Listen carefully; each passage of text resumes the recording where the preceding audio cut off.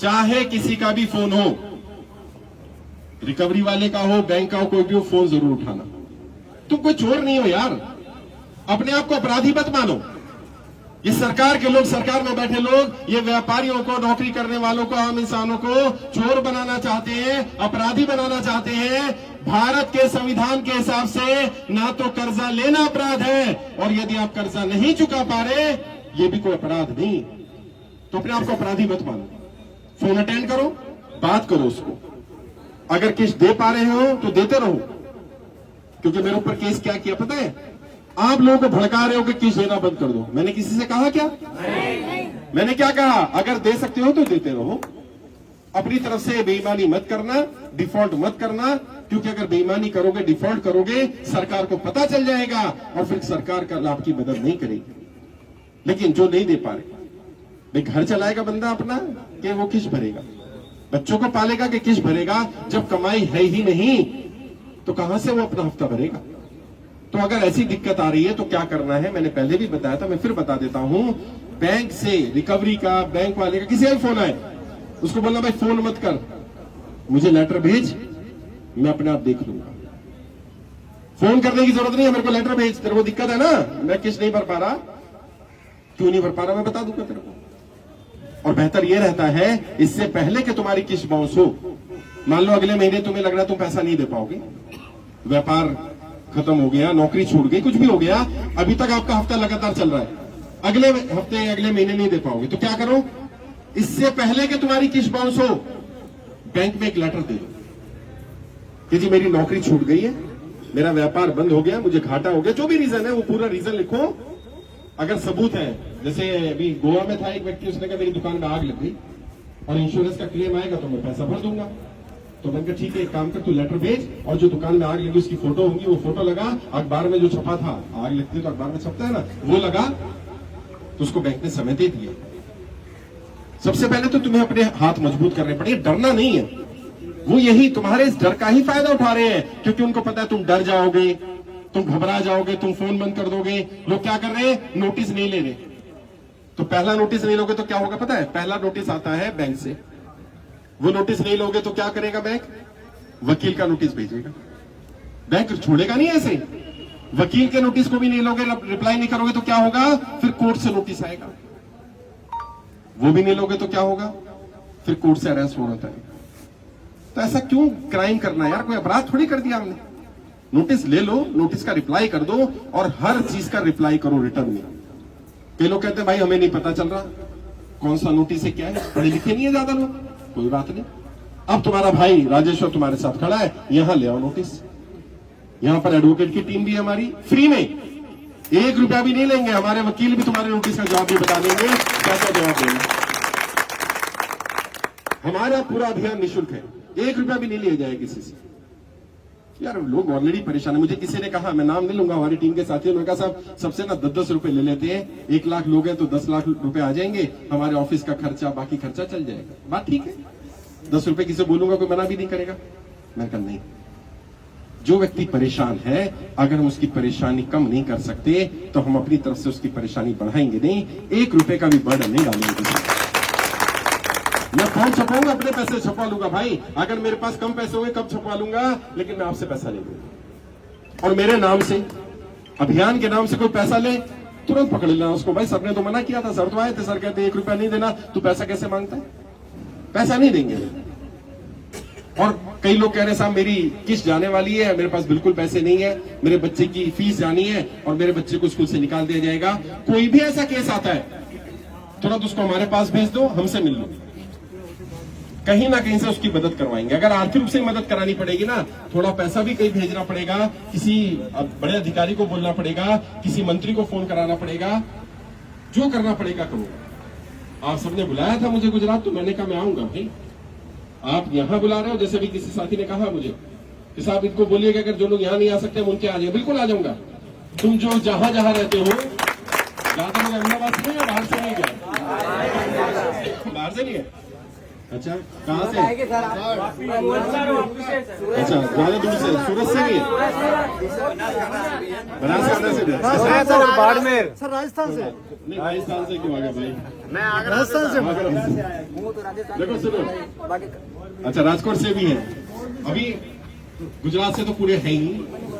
गुजरात की जिम्मेदारी गुजरात की टीम ने ले ली है, तो गुजरात के लिए तो मैं दावा कर सकता हूं। यूपी का, राजस्थान का दावा भी नहीं कर सकता, क्योंकि वहां कोई टीम ऐसी नहीं है जो जिम्मेदारी ले। क्योंकि मैं जाऊंगा कहां यार? अगर तुम में से कोई अपने राज्य में जिम्मेदारी ले सकता है, वहां जिम्मेदारी ले लो, वहां कार्यक्रम रख लो, लेकिन इसमें खर्चा होता है।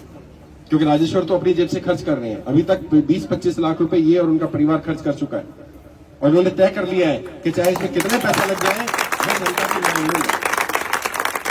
और ये इमोशनल मुद्दा भी है भाई। एक तरफ तो अमीरों को आप राहत दिए जा रहे हो। आपको पता है अदानी की पिछले 10 वर्ष में कमाई 3 गुना बढ़ गई। अगर 100 रुपए कमाता था तो 300 कमा रहा है। अच्छा, तुम में से किसकी 3 गुना बढ़ी है भैया? नहीं, हो गई। किसी व्यापारी से पता कर लो, किसी भी मार्केट में, अहमदाबाद के किसी भी मार्केट में चले जाओ, सूरत के किसी मार्केट में चले जाओ, राजकोट में चले जाओ, जहां जाना चाहो वहां चले जाओ, किसी भी व्यापारी से पूछ लो, 10 वर्ष में कमाई 10% भी नहीं रही भाई, घटती जा रही है। बढ़ना तो दूर की बात है। अच्छा, महंगाई बढ़ रही है कि नहीं बढ़ रही है? सरकार कहते कोई महंगाई नहीं है। वाह, बहुत बढ़िया भाई, चल रही है ना। अभी समझ में नहीं आ रहा। अच्छा, हम कुछ बोलते हैं तो क्या बोलते हैं? हम तो धर्म के नाम पर बांटेंगे इनको, जाति के नाम पर बांटेंगे। मैंने कहा नहीं, अब ये बटेंगे नहीं भाई। मैंने बताया था रामला मैदान से, मैं फिर कह रहा हूं, हमारी तो एक ही मांग है, हमारी कोई जाति नहीं है, हमारा कोई धर्म नहीं है, हमारी तो एक ही जाति है। क्या हम कर्जे वाले भाई? हमारा एक ही धर्म है, क्या हम कर्जे वाले हैं? हमें जाति धर्म में मत बांटो, हमारी समस्या का समाधान करो। और जैसा बताया, एक साथी मुख्यमंत्री के यहाँ गए, क्योंकि मैंने कहा ना मैं गुजराती बोल नहीं पाता, समझ लेता हूं, और मुख्यमंत्री ने कहा तू अकेला आ गया। तो मैंने राजेश्वर जी को कहा है, एक काम करो, जो 1.5 लाख लोग हमारे साथ जुड़े हैं ना, उन सबको इकट्ठा कर लो और हम सब लोग चलेंगे। और 2 दिन लगे, 4 दिन लगे, मुख्यमंत्री के घर के बाहर बैठ जाएंगे। भैया यहीं पे खाना दे, रोटी दे, या तो हमारा कर्जा माफ करके भेज हमें, नहीं तो जो करना पड़ेगा, बैठना पड़ेगा, क्योंकि आंदोलन ही होगा। अब और कोई वो तरीका नहीं है, देंगे क्योंकि सरकार मानेगी नहीं ना। अच्छा, आप लोगों की जानकारी वेरीफाई करने क्यों बुलाई? जैसे मैंने कहा, दिल्ली में सरकार ने कुछ लोगों की जानकारी वेरीफाई की तो वो लोग आए नहीं। तो मैंने कहा कहीं ऐसा ना हो जाए मैं आपकी जानकारी ऐसे ही मुख्यमंत्री को दे दूं, और मुख्यमंत्री जब बुलाने लगे बहुत सारे लोग आए नहीं, तो कहेंगे तो झूठ बोल रहा है, नकली डाटा लेके आए। इसलिए आप सब अपनी जानकारी वेरीफाई करो। वेरीफाई कराने के लिए सिस्टम राजेश्वर जी बता देंगे, ऊपर हमारी टीम होगी, मोबाइल फोन में आपका फोन नंबर डालेंगे, चेक करेंगे आप हमारे व्हाट्सएप ग्रुप में जुड़े कि नहीं जुड़े, आपका फॉर्म भरा है कि नहीं भरा है, सारी जानकारी चेक करवा लेना। बिल्कुल, आपके कहने से नहीं होगा। अगर किसी का नंबर चेंज हो गया, कई लोग ऐसे जो पुराने जुड़े हैं वो कह रहे हैं मेरा नंबर चेंज हो गया, अब भाई गलती उसकी भी नहीं है, नंबर बंद हो गया, हम उसको ट्राई कर रहे हैं, उसे बेचारों को पता ही नहीं है। तो नंबर बदल गया तो नंबर बदलवा के जाओ। फेसबुक पेज को फॉलो कर रहे हो कि नहीं कर रहे हो वो दिखा के जाओ। अगर नहीं कर रहे हो तो बता देंगे कौन कौन से पेज को फॉलो कर रहा है, तुम्हें कहां कहां जानकारी मिलेगी, सारी जानकारी टीम दे देगी तुम्हें। और जब बुलाएंगे कोशिश ये करेंगे तुम्हें रोज रोज ना बुलाया जाए, लेकिन जब भी मुख्यमंत्री बुला ले, कितने दिन पहले बताएंगे इनको भाई? हम 2 महीने पहले बता देंगे कि मुख्यमंत्री को कब बुला रहे हैं, मुख्यमंत्री को हम बुला रहे हैं या मुख्यमंत्री हमें बुला रहे हैं। ये भी कर सकते हैं। वैसे एक आइडिया है दिमाग में, क्यों ना हम सब लोग इकट्ठा होकर के एक जगह मुख्यमंत्री को इनवाइट कर ले कि यहाँ आके देख लो सर जी, इतने लोग परेशान हैं। ये भी कर सकते हैं ना। हाँ, 2 लाख पहुंचने से अच्छा 2 लाख एक जगह इकट्ठे हो जाओ। कोई ऐसा जगह है हमारे पास जहाँ 1.5 लाख नहीं है? कोई जगह है अहमदाबाद में? अहमदाबाद में है जीएमसी ग्राउंड। दोनों विकल्प दे रहा हूं मैं टीम को, या तो मुख्यमंत्री के यहाँ या फिर किसी ग्राउंड में, जहां आपको ठीक लगे। जितने भी गुजरात में हमारे साथ लोग जुड़े हैं उन सबको इकट्ठा किया जाए। अब आप सबकी जिम्मेदारी क्या है? क्योंकि ये लड़ाई मेरी नहीं है भाई, मुझ पर कर्जा नहीं है, इन पर कर्जा नहीं है, मेरी टीम पर कर्जा नहीं है, मैं आपकी लड़ाई लड़ रहा हूं। आपकी 2 जिम्मेदारी है। पहली जिम्मेदारी, आपको जब मुख्यमंत्री बुलाएगी या जब भी सरकार की तरफ से कोई आदेश आएगा तो आपको वहां आना होगा, या हम मुख्यमंत्री को बुलाएंगे तो जगह बता दें कहां आना है, वहां आना है। दूसरी, अपने मोहल्ले पड़ोस में अपनी जानकारी में जितने भी लोग हैं सबको ये जानकारी दे दो। बस इतना बता दो, कर्जे के कारण कोई व्यक्ति आत्महत्या नहीं करे, बस। अच्छा, कई लोग कहते हैं मैं नहीं बताना चाहता मैं कर्जे में, मत बताओ। बस क्या बता दो, एक मैसेज भेज दो सारे ग्रुप में अपने, जितने व्हाट्सएप ग्रुप है ना फैमिली के, पड़ोसियों के, कि देश में कर्जा मुक्ति अभियान चल रहा है। मुझे किसी ने जानकारी दी थी, अभियान निःशुल्क है। अधिक जानकारी के लिए गूगल पे सर्च करें कर्जा मुक्ति अभियान, बस। कुछ लिंक नहीं भेजना, क्योंकि आजकल लिंक भी फ्रॉड चल रहे हैं। लिंक भेजोगे, बंदे को लगा पैसा ना उड़ जाए मेरा, उसको बोलो गूगल पे सर्च कर ले कर्जा मुक्ति अभियान। जैसे ही गूगल पे डालेगा कर्जा मुक्ति अभियान, पहला हमारी वेबसाइट आएगी, वहां पे वो फॉर्म भर देगा। वरना उसे हमारी गुजरात टीम के नंबर दे दो। गुजरात से हम इस अभियान को इसलिए शुरू कर रहे हैं, इसके दो बड़े कारण। गुजरात एक तो बिजनेस वाले ज्यादातर व्यापारी हैं। पिछले 1.5 महीने से मैं देख रहा हूं लगातार व्यापारी आत्महत्या कर रहे हैं। सूरत से एक व्यापारी का फोन आया राजेश्वर जी के पास, उन्होंने मुझसे बात करवाई। कहता साहब मरने जा रहा हूं, क्या करूं, कोई विकल्प नहीं है। जब कम से कम आपका अभियान चल रहा था एक्टिवली, तो कम से कम रिकवरी वालों को हम धमका देते थे, ओए सर को बुला लेंगे, बदतमीजी नहीं करना। कई लोग ऐसे हैं जिनको कर्जा मुक्ति प्रमाण पत्र मिला हुआ था, तो प्रमाण पत्र दिखा देते थे। उसने कहा मेरे पास तो प्रमाण पत्र भी नहीं है, मेरे पास तो कोई ऐसी जगह भी नहीं पता मुझे, मैं आपसे कहां मिलूं। तो मैंने राजेश्वर जी को कहा एक बार इकट्ठा करो जानकारी, गुजरात में इतनी आत्महत्याएं क्यों बढ़ी। तो उन्होंने कहा 2-3 कारण है। पहले क्या था, बैंकों पर भी दबाव रहता था कि कर्जा मुक्ति वाले आ जाएंगे, रिकवरी वाले भी डरते थे।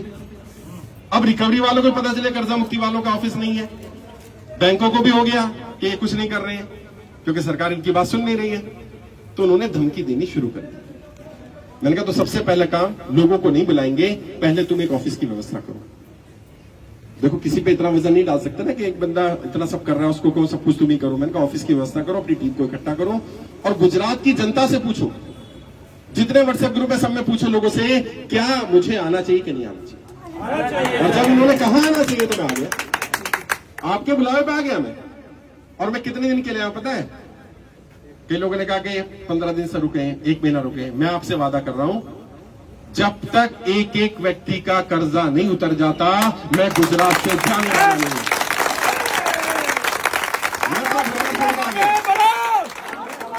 मैं अपना घर बार काम धंधा सब छोड़ के आया हूं आज, सब कुछ छोड़ के। पिछले 3 साल में 25,500 लोगों ने आत्महत्या की। ये देखो सरकार के ये आंकड़े अखबार में है।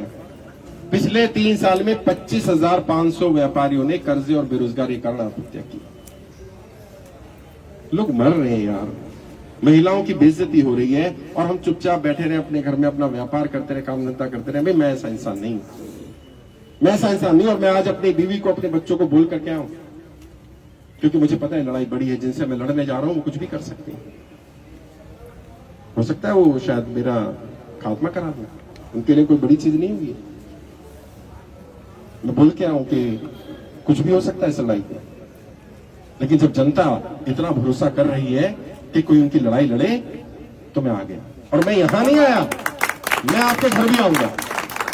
चाय पिला दोगे? मैं तुम्हारे घर आ जाऊंगा, तुम्हारे मोहल्ले में आ जाऊंगा। पहले कोशिश करेंगे हर लोकसभा में जाएं, फिर हर विधानसभा में जाएं, हर गली हर मोहल्ले में जाएंगे। गुजरात में एक एक नागरिक को जागरूक करने का काम करेंगे। कोई भी व्यक्ति आत्महत्या ना करे, ये हम सबकी जिम्मेदारी है। और आप सबकी भी जिम्मेदारी अपने मोहल्ले पड़ोस में लोगों को बताने की। शर्म छोड़नी पड़ेगी साहब। कई लोग हैं बहुत शर्म में है, बहुत झिझक है कि सब किसी को पता चल जाएगा, सबको पता। भाई पता तो चल ही जाएगा यार, आज नहीं तो कल पता चलेगा।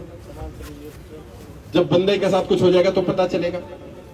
और फिर भी मैं कहता हूं रहने की दिक्कत आ रही है, खाने की दिक्कत आ रही है। मरता क्यों है इंसान? फिर रहने की दिक्कत है, खाने की दिक्कत है, किस नहीं दे पा रहे, ये तो दिक्कत है ना यार। रहने की व्यवस्था मैं कर दूं, आ जाओ। और बोलो, खाना मैं दे दूंगा भाई, जैसा खाऊंगा, रूखी सूखी दाल रोटी जो भी खाते हैं वही तुम्हारे साथ खा लूंगा। इससे बड़ा वादा तो कोई नहीं कर सकता ना। गुजरात में कोई भी व्यक्ति, उसे रहने की दिक्कत है, खाने की दिक्कत आ रही है, वो यहां आ जाए, उसकी व्यवस्था कराना मेरी जिम्मेदारी है। चाहे मैं एमएलए से करवाऊं, एमपी से करवाऊं, किसी मंत्री से करवाऊं, क्योंकि मैं एक पॉलिटिकल ट्रेनर भी हूं। मैं एमपी एमएलए को ट्रेनिंग देता हूं। तो किसी एमपी को बोल दूंगा, किसी एमएलए को बोल दूंगा, वो अपने फंड का इस्तेमाल कर लेगा, कम से कम मरने से बच जाए। और कितने दिन की मदद चाहिए? जब तक सरकार सुन नहीं रही। और सरकार का बच्चों को उठाने तक की बात कर रही हूं। बेटा अगर कोई ऐसा कर रहा है ना, बुला लियो, मैं आ जाऊंगा। मेरे हस्बैंड के फोन पे मैसेज आया कि आपके बच्चे को भी उठा लिया तो उसको बुला लो ना बेटा, अभी बुला लो, आज ही उठा लेते ना उसको। IDFC चलोगे भाई सब? ये आइडिया एकदम सही है सर। मैं आपको बता रहा हूँ, अब कोई ना पैगंबर ना भगवान आएंगे, अब इंसान ही इंसान के काम आएंगे, एक दूसरे की मदद करनी पड़ेगी। अगर इस बहन को कोई कुछ कहता है तो क्या हम सब लोग यहाँ 250-300 लोग खड़े चलोगे, तैयार हो? तो बहन डरने की जरूरत नहीं है, हम सब तेरे साथ हैं। हमसे बात करवा कौन है ऐसा, और यही बुलाएंगे। अभी है नंबर उसका, नंबर है उसका, मेरे हस्बैंड के पास हाँ तो नंबर मांगा लो, नंबर दो। फोन मिला, स्पीकर पे करो इसको। इसके बच्चे को हम उठाते हैं, अभी बताएंगे ना इसको। अभी कल हुआ ना, यूपी में हुआ, मैं जो बता रहा था ऊपर, कितनी वहशीपना करा यार। मतलब मैं समझता हूँ रिकवरी एजेंटों को हो क्या गया, इनके घर में बहन बेटियां नहीं है क्या? 40,000 रुपए का उसका कर्जा, 40,000 में से वो 12 किस्तें दे चुका, 4 किस्तें बची, उसकी बीवी को उठा के ले गए। सोचिए, शर्म नहीं आई? घर में अकेली बीवी और बच्चा था, उसको उठाकर ले गए और उसको कहते हैं जब तक तुम पैसे नहीं भरोगे हम तेरी बीवी को अपने पास रखेंगे। बताइए, शर्म आनी चाहिए, शर्म आनी चाहिए। और ये शर्म सिर्फ उस रिकवरी वाले, उस बैंक वाले को नहीं आनी चाहिए, सत्ता में बैठे उन लोगों को आनी चाहिए जिनकी सरकार होते हुए बहन बेटियों के साथ ये हो रहा है। और वो कह रहे हैं कोई कर्जे में नहीं है। दिल्ली में जब प्रधानमंत्री कार्यालय को अपने जानकारी दी, वहां लोग कहते हैं तुम झूठ बोल रहे हो। रिप्लाई मंगवा लेना। मुझे कह रहे हैं तुम झूठ बोल रहे हो, सरकार पे झूठे आरोप लगा रहे हो, कोई भी कर्जे में नहीं है। मैंने कहा भाई कैसे पता चलेगा तुम्हें कोई कर्जे में है? कहते अगर जनता कर्जे में होती तो जनता सड़कों पर उतरती। मैंने कहा अच्छा, तुम यही चाह रहे हो कि जनता सड़कों पर उतरे, तभी मानोगे, तो तभी वही करेंगे। अगर सरकार सीधी तरह से नहीं सुनेगी बात, तो अब सरकार कान खोल के सुन ले, क्योंकि यहाँ LIO के लोग भी आए होंगे। ऑब्वियस सी बात है, सरकार के लोग तो हर जगह कान लगा के रखते हैं, मेरे पीछे तो पड़े रहते हैं, जहां मैं पहुंचता हूं वहीं पहुंच जाते हैं अधिकारी, उन्हें पता चल रहा होगा मैं यहाँ आया हूं। हाँ नहीं, कोई बात नहीं ना, मैंने कहा ना, मैं तो अपने बीवी बच्चों को बोल के आ गया आज। किसी ने कहा 1 महीने के लिए आएंगे, 2 महीने, मैंने नहीं, मैं तो अब आ गया। 1 साल लगे, 2 साल लगे, 5 साल लगे, तुम्हारे यहीं बैठ जाएंगे, सरकार के यहाँ बैठ जाएंगे। अब ये बड़ी आइडिया अच्छा है ना, किसी एक जगह ले लेंगे और वहीं बैठे रहेंगे भैया। 2 लाख, 3 लाख, 4 लाख, जितने लोग इकट्ठे होते रहे वहीं बैठे रहो। सरकार कब तक नहीं आएगी? सरकार को आना पड़ेगा, क्योंकि हम कोई नाजायज मांग नहीं कर रहे। हमारी मांग क्या है भाई? हम क्या मांग रहे हैं? हम ये कह रहे हैं सबका कर्जा ऐसे ही माफ कर दो? नहीं, हम क्या कह रहे हैं? जो लोग सरकार की गलत नीतियों के कारण, नोटबंदी, GST, लॉकडाउन या कोई भी सरकार ने कानून बनाया, उसके कारण उसका व्यापार बंद हुआ, नौकरी छूटी, उसकी कर्जे में राहत दे दो। राहत में क्या 2 चीजें मांग रहे हैं? या तो कर्जा माफ कर दो, अगर माफ नहीं कर सकते 2 साल का समय दे। उसको बोलो भाई 2 साल तक तेरे को ना तो किस्त भरनी है, ना तो इंटरेस्ट भरना है, कुछ नहीं भरना। 2 साल तक तू चुपचाप अपना काम कर। ईमानदारी से बता ना, अभी राजेश्वर जी ने पूछा था, अगर 2 साल का समय मिलेगा तो किस्त भर दोगे आराम से? और पता है क्यों भर दोगे? मैं बताता हूँ, मैं साइकोलॉजी समझता हूँ। जब रोज रोज रिकवरी वालों के फोन आ रहे होते हैं तो बंदा धंधा करेगा कि काम करेगा यार, अपना यार किस्त के लिए सोचेगा। टेंशन इतनी होती है, वो काम धंधे में दिल ही नहीं लगता उसका।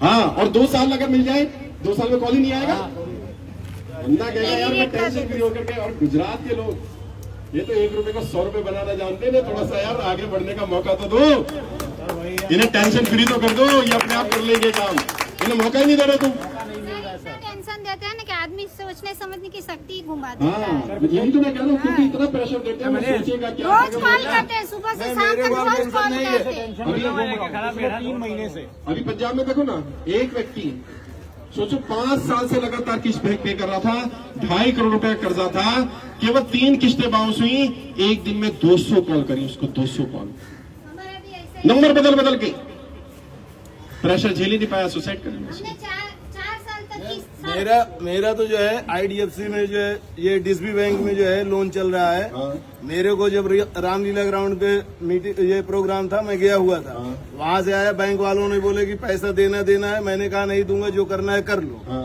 अहमदाबाद 138 का केस लगा रखा है। हाँ। अभी हमारे मोहल्ले में एक भाभी है, उनका हस्बैंड खत्म हो गया, उनको बोले कि किस्त चाहे कैसे भी करके दो, चाहे कुछ भी करो। अब एक काम करो, देखो अब तक जो हुआ छोड़ देते हैं उसको, क्योंकि पुरानी बातों पे करने से कोई फायदा नहीं है। आज से एक नई शुरुआत करेंगे। नई शुरुआत ये करते हैं कि सबसे पहले तो तुम सब अपनी जानकारी वेरीफाई करो, क्योंकि देखो हमारे पास भी सरकार की ये बात तो सही है कि मेरे पास तुम्हारा कोई ID प्रूफ है नहीं। अच्छा, ID प्रूफ हम लेते भी नहीं, क्यों? जैसे ही आधार कार्ड लूंगा तुरंत सरकार केस कर देगी मेरे ऊपर, देखो इनकी जानकारी ले रहा है, डाटा चोरी कर रहा है, इसलिए मैं कोई जानकारी नहीं लेता। लेकिन कम से कम तुम्हारा फोन नंबर, तुम्हारे ऊपर कितना कर्जा है, तुम कहाँ रहते हो, तुम्हारा एड्रेस, वो तो हमें पता रहना चाहिए ना। तो हमने सिस्टम में अपनी टीम को बोल दिया है आपकी सबकी जानकारी चेक हो जाए। पहला काम ये करो ताकि हमें पता रहे कौन कौन क्या है, किस नाम से है, उसका कर्जा किसके नाम से, किस तरह का कर्जा है। मान लो बैंक का कर्जा आपका है तो बैंक में तो बहुत सारी कैटेगरी है, पर्सनल लोन भी है, होम लोन है, एजुकेशन लोन है, गाड़ी का लोन है, बिजनेस के लिए लोन लिया, मॉर्गेज है, तो हमें कैटेगरी पता चल जाए। प्लस ये पता चल जाए कि जब इसको बुलाना हो तो कैसे इन्फॉर्म करेंगे। तो उसका फोन नंबर होगा हमारे पास, व्हाट्सएप नंबर होगा, उसकी फैमिली का नंबर होगा, तो उसको बता देंगे भाई आजा, आज तेरी फाइल पे बात होगी, तेरे केस पे बात होगी। तुम्हें भी अपनी केस की पूरी जानकारी होनी चाहिए। बेहतर ये होता है तुम्हारे साथ कब कब क्या क्या बीती एक पेपर पे लिख के रखो। ऊपर वाला ना करे, आज तो चलो सही सलामत, तो कल कुछ हो जाए, कोई दिक्कत आ जाए, किसी को बताने है कि मैं दिक्कत आ जाए, सरकार बुला ले तो 1 घंटा थोड़ी बोलोगे। पर्चे पे लिखा होगा कि ये है जी मेरी तो समस्या। अपनी समस्या लिख करके रखो, कब लिया था लोन, कितना लिया था, किससे लिया था, क्यों लिया था, फिर कैसे दलदल में फंसे। क्योंकि कोई भी व्यक्ति दलदल में फंसने के लिए कर्जा नहीं लेता साहब, वो इसलिए लेता है ताकि मैं उबर जाऊं, मेरा बिजनेस बढ़ जाएगा, मैं इससे पैसे लेकर के अपना भी काम कर लूंगा और इसका भी चुका दूं। यही तो सोचता है। फंसता कैसे? जब माहौल सरकार ऐसा कर दे। जैसे दिल्ली में बहुत सारे लोगों ने बताया कि साहब आधी रात को आकर 8 बजे बोल दिया कि भाई अब नोटबंदी हो गई। अब कह रहे जो रोज कमाने वाला, रोज खाने वाला है, वो क्या करेगा भाई? वो नोट बदलने के चक्कर में लगा रहेगा, उसका तो व्यापार खत्म, बहुत सारी नौकरियां छूटी है, बहुत सारी कंपनियां। और भारत में सब ईमानदारी से व्हाइट में काम नहीं करते भाई, थोड़ा ब्लैक थोड़ा व्हाइट करते हैं, तो वो कंपनियां बंद हो गई। तो वो कंपनियां बंद हो गई तो वहां जो नौकरी करते हैं उनकी भी। अभी 2 मिनट। अब हुआ क्या, लोगों ने कहा साहब वो झटका झेल गए।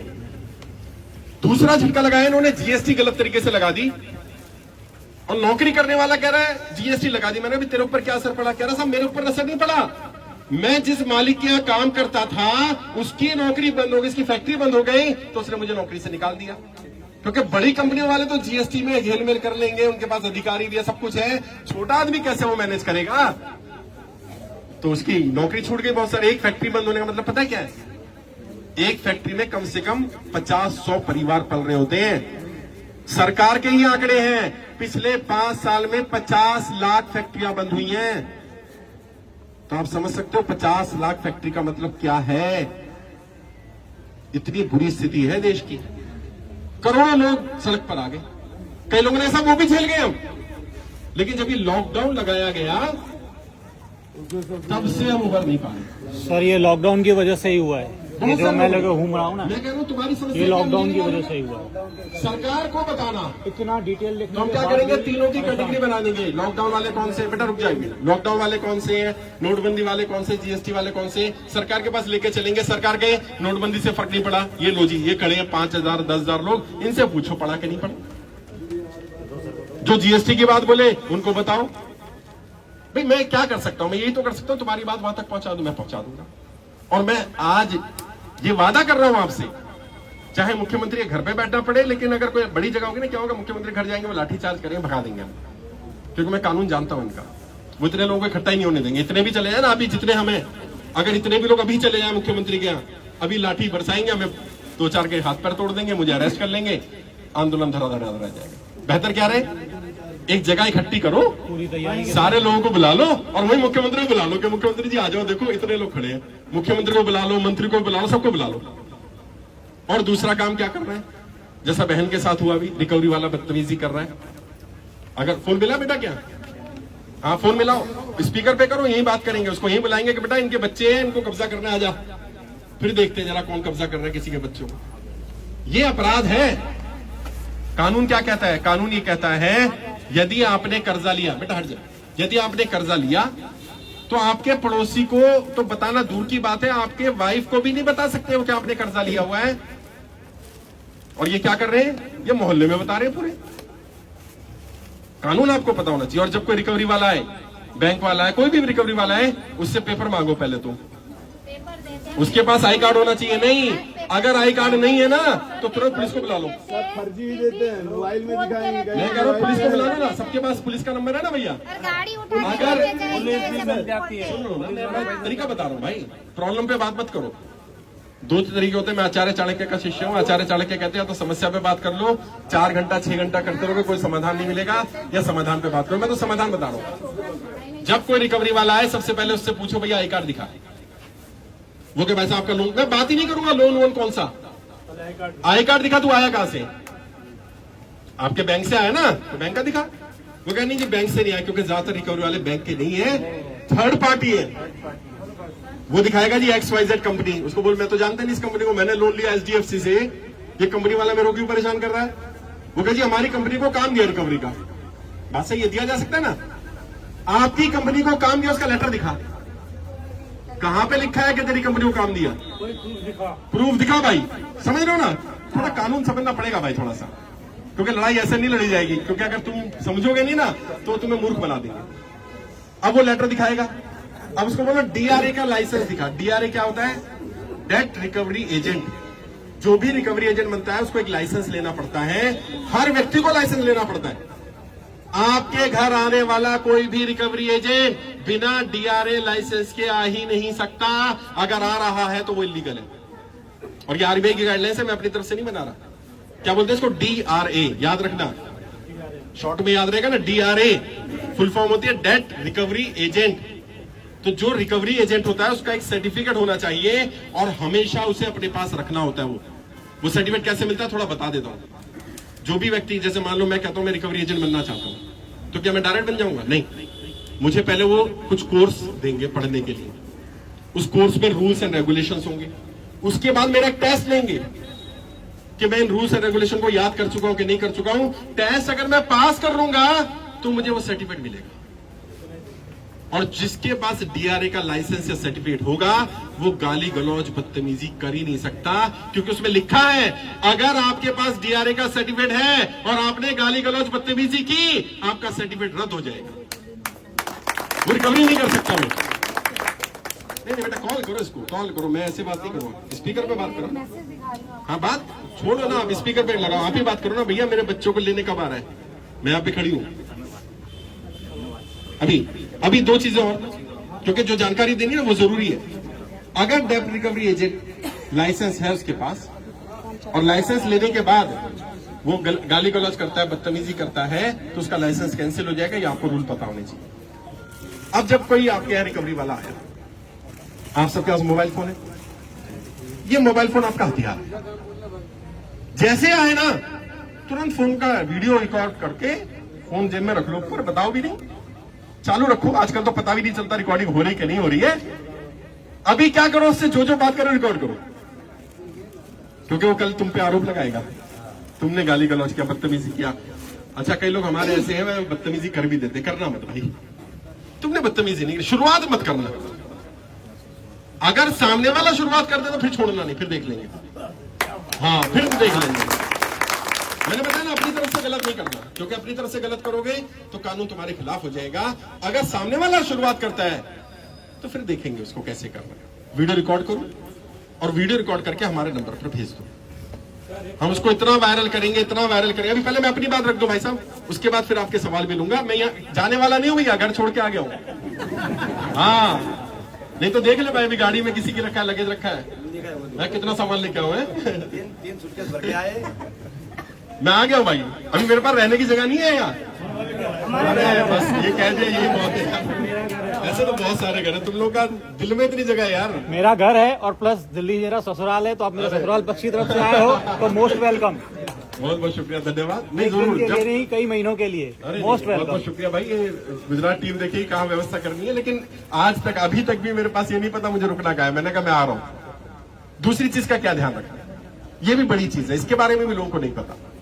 और जो लोग ज्यादातर जिनकी गाड़ियां छीन लेते हैं सड़क चलते, घर आकर के आपका घर सील करने का झूठी धमकी देते हैं, नोटिस लगा के चले जाते हैं। जब भी आपके पास कोई नोटिस आता है, खासकर से वो लोग जिनकी प्रॉपर्टी बैंक में मोर्टगेज है, वो ध्यान रखो। प्रॉपर्टी मोर्टगेज के रूल ऐसे हैं, एक बार आपने प्रॉपर्टी रख दी तो आप समझ लीजिए इतना बड़ा क्राइम आपने कर दिया है। मोर्टगेज का तो टर्म का मतलब भी नहीं पता, टर्म ऐसी रखी है आम जनता को समझ में ना आए।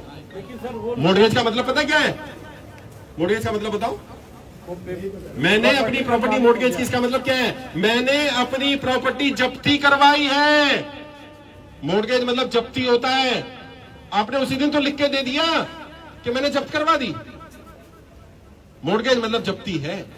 और उसमें क्या लिखा है? रूल ये है, अगर आपका अपना भी घर है और आपने उसको मॉर्गेज कर दिया, तो आप उसमें अगर व्हाइट वॉश भी करवाओगे, पेंट भी करवाओगे ना, तो बैंक को पहले पूछना पड़ेगा। क्यों? क्योंकि अब उस प्रॉपर्टी के मालिक आप नहीं हैं, अब बैंक इस प्रॉपर्टी का मालिक है। इसलिए अभी बता रहा हूं, रूल्स पहले सुन लो, लूंगा तुम्हारे सवाल लूंगा सबके भाई। अभी क्या करना है तुम्हें समझना है कि जो बैंकों के रूल है उस रूल को समझो। बैंक सीधा आपकी प्रॉपर्टी पे कब्जा नहीं करता। पहली बात तो मॉर्गेज लोन लेना नहीं चाहिए, बहुत जरूरत हो तो लो, और लो तो कितना लो? जो तुम्हारी प्रॉपर्टी की वैल्यू है उसका 80% 85% लोन ले लो। लोग क्या कर रहे हैं, 1 करोड़ की प्रॉपर्टी है, 10 लाख का लोन ले लिया। मैंने पूछा क्यों? कह साहब 10 की जरूरत थी। अरे तेरे को तो 10 की जरूरत थी, अब तू सोच 10 लाख के चक्कर में तूने 1 करोड़ रुपए जब्ती करा दिया। कल को बाउंस हो जाएगा तो कितना जाएगा पता है? 1 करोड़ ही जाएगा। बैंक रहम नहीं करेगा, तेरी 1 करोड़ की प्रॉपर्टी है। तो पहली बात तो लेना नहीं।